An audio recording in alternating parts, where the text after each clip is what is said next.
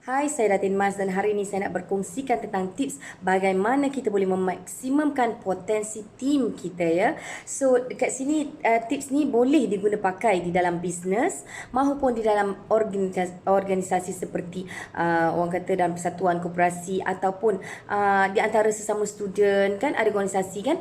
Okey, termasuklah di dalam dunia networking. Jadi, anda boleh guna pakai tips ni insya-Allah.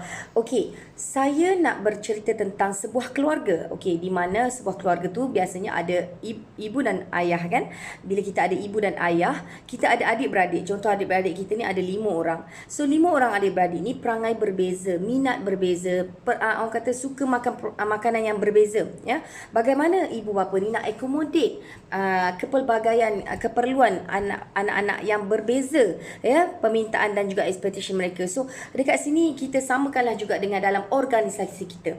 So tim kita sebagai leader dan kita ada tim kita ada yang tua, ada yang muda, ada yang orang kata tinggi, ada yang rendah ya, ada yang financially okay, ada yang tidak okay, ada yang berpengalaman, ada yang kurang berpengalaman. Jadi pelbagai golongan yang berada di dalam tim kita. Macam mana kita nak maksimiskan potensi tim kita? Kita guna kaedah kita complement each other. Okay, kita tidak mengkondemnkan each other, malah kita complimentkan each other. Contoh berbalik kepada keluarga tadi. Okey, bila kita ada 5 adik-beradik, seorang ni orang yang bekerja dia bekerja, dia tukang cari duit untuk keluarga ni. Okey, so kerja dia memang bekerjalah untuk masuk duit. Yang seorang ni pula tukang jaga mak dan ayah. Mungkin mak dan ayah tu dah tua, dah tak sihat, so jaga mak ayah. Okey, dan yang ketiganya seorang ni dia tukang masak dekat dalam rumah tu, dia tukang masak untuk bagi adik-beradik dan juga ibu bapanya makan. Seorang lagi adalah untuk kemas rumah, ialah siapa lagi kalau tidak yang ini kan, jadi dia nak kena kemas rumah, make sure kan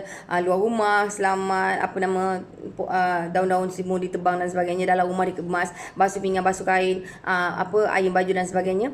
Dan seorang lagi adalah contohnya dia baru, dia student, so kita tidak membebankan dia dengan tugas, tapi dia perlu belajar demi untuk membantu keluarga ni dalam bentuk education pula, tapi dia student lah, dia belajar lagi. Jadi kita tidak bebankan dengan tugas dia hanya untuk belajar saja. So kat sini kita nampak ya, ada yang sulung tua, terpaksa membantu adik-beradik yang lain kan. Jadi si sulung ni macam ni kalau sulung yang kita kata sulung yang efektif, dia akan kata alhamdulillah, kita compliment each other. Kalau sulung yang negatif, dia akan cakap macam ni, contoh dia kata angah-angah, yang ni kan, angah-angah, ataupun ada panggil yang ini lah, angah-angah, engkau ni kan, engkau tak payah nak suggest apa-apa, kau tak berhak nak bercakap apa-apa, kau tak ada power dekat dalam dekat dalam keluarga ni.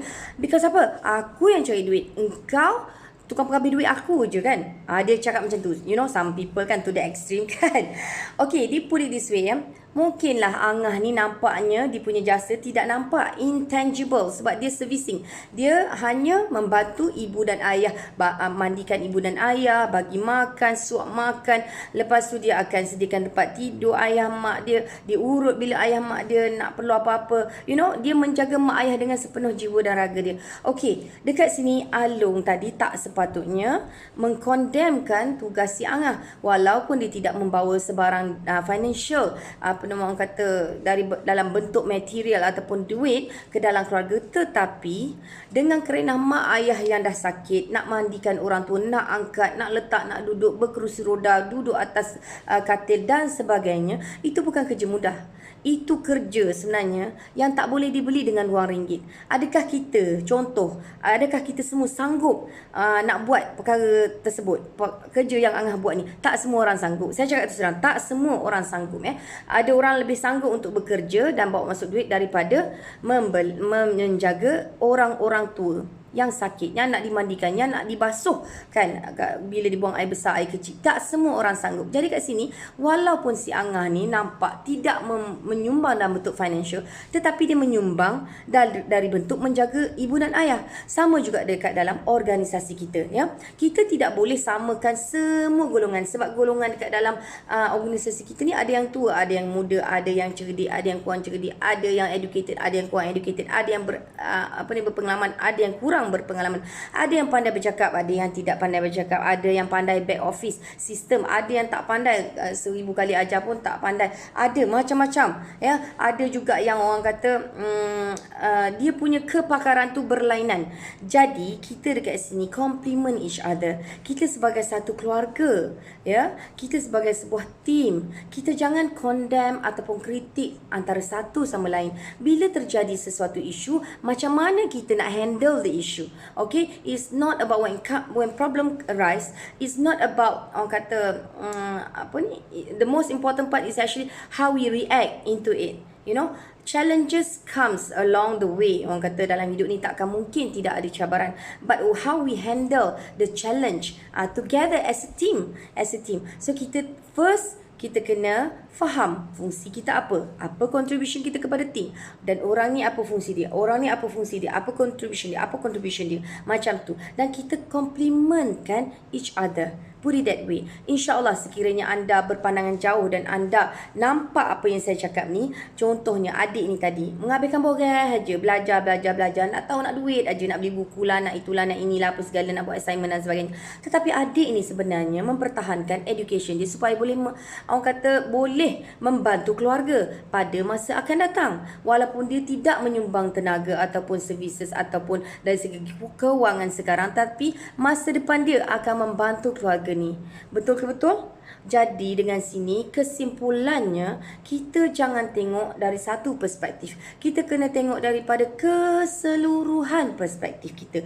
Kita sebagai satu tim, terutamanya kepada tim saya sekarang yang di luar sana, kita perlu bersatu hati, bekerja sebagai satu jemaah di dalam satu saf. Ada yang saf pertama, ada yang saf kedua dan saf seterusnya, tak kisah. Tetapi kita letakkan diri kita sebagai satu level. Maksudnya kita ni sama rata, tapi contribution kita berlainan. Walaupun kita keluar daripada maksudnya dari kategori yang berlainan, mungkin kita educated dan mungkin kita financially strong, tapi kita menyumbang atas kepakaran kita. Sahabat kita yang mungkin tidak financially strong, tapi dia menyumbang dari sudut lain pula. So insyaAllah sekiranya kita praktiskan apa yang kita bincangkan pada hari ini, tim kita akan lebih kukuh, tim kita akan lebih bersemangat, tim kita akan bersatu hati, tim kita akan lebih hebat daripada tim-tim di luar sana yang engkau, aku lagi hebat, engkau tak hebat dan sebagainya. Ya, jadi kat sini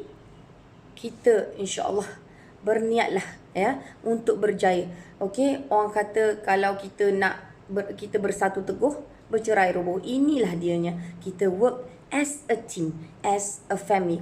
One big team, one big family. InsyaAllah kita akan berjaya. Assalamualaikum.